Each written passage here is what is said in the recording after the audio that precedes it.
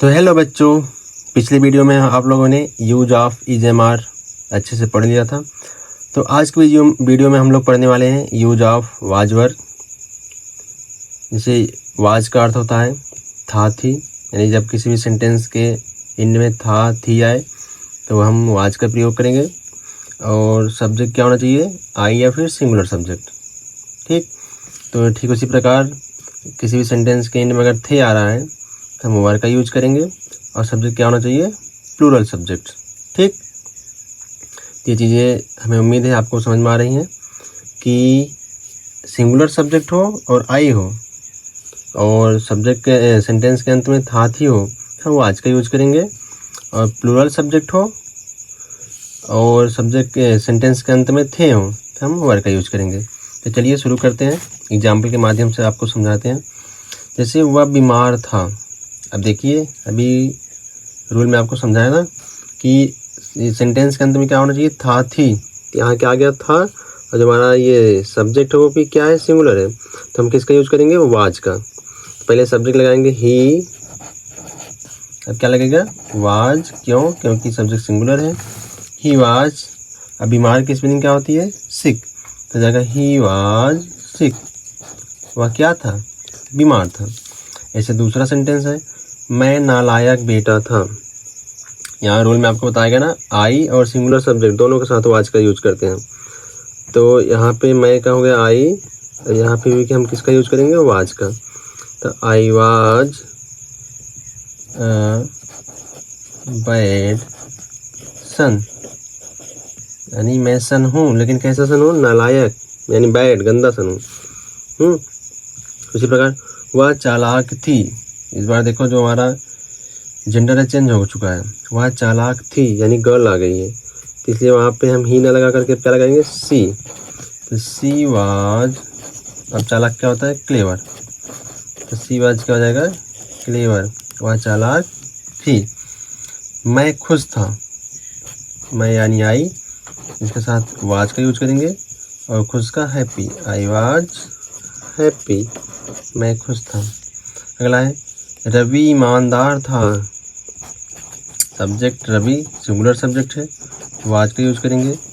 Ravi was, ईमानदार क्या होता है, honest. Ravi was honest, Ravi क्या था, ईमानदार था।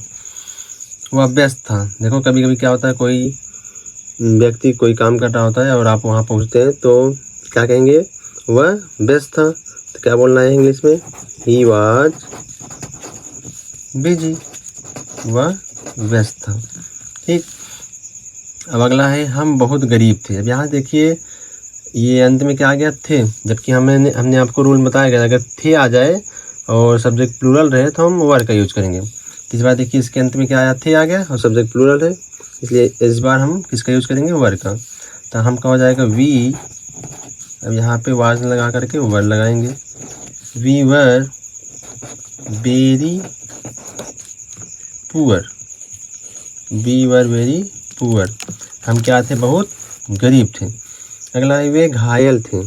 वे क्या हो जाएगा, दे, प्लूरल सब्जेक्ट है, वर का यूज करेंगे। दे वर, घायल का क्या होता है, इंजर्ड, क्या हो जाएगा, इंजर्ड, वे क्या थे, घायल थे। अगला है तुम वहाँ नहीं थे।